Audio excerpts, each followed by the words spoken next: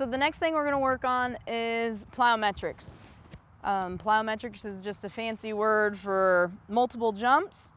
So the first plyometric that we're going to work on is the single leg hop, but we're going to go through a progression for the single leg hop. So the first part of that would be a single leg pogo jump. So all you're going to do is mimic the movement of the ankle pop that we did in the warm-up. So Tanya's just going to bounce on one foot, and she's just going to work on lifting her foot, her toes up, so that dorsiflexion there. Her arm action is small. Make sure that you do this on both feet. So she was just on her right leg, so we want to make sure that we do on the left as well. So the second part of the single leg hop, the single leg cycle progression, is a single leg butt kick. It mimics the second drill in the sprint mechanics that we did earlier today. So she's going to do just a single leg butt kick. So you can see that her heel is coming up to the bottom of her glute, and she's just doing repetitive stationary jumps. What she does on one side, she's going to do on the other. Notice her single arm action there. So the third part of this single leg hop progression is hitting the A position. So Tanya's going to be bringing her foot up underneath her hamstring here. Now that we've worked our way through the progression with the single leg pogo jump, the single leg butt kick, the single leg tuck jump, we're going to move out and try to put all that together into a moving single leg cycle. So Tanya's going to take a few running steps, and she's going to shoot for 4 single leg cycles.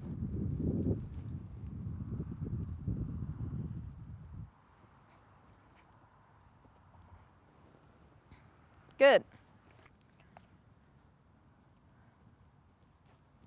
Tall posture, hitting those positions in that progression that we talked about just a little bit ago. Again, this is the single leg cycle.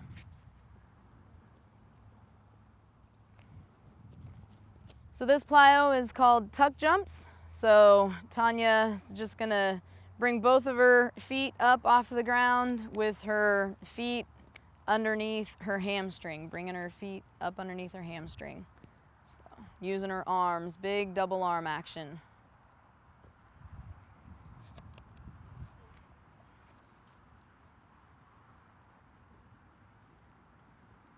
So this next plyometric that we're going to do is called a power bound.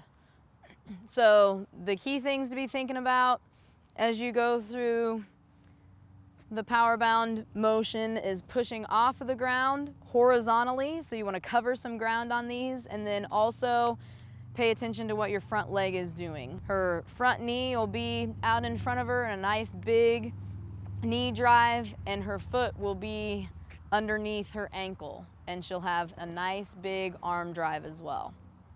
Notice her posture as well. She's just got a slight lean as she's pushing through that back leg. So on the power bound, one of the common mistakes that people make is recovering that heel that they're pushing off of. So you want to make sure that you're pushing through a fully extended back leg. Don't bring that heel up to your butt.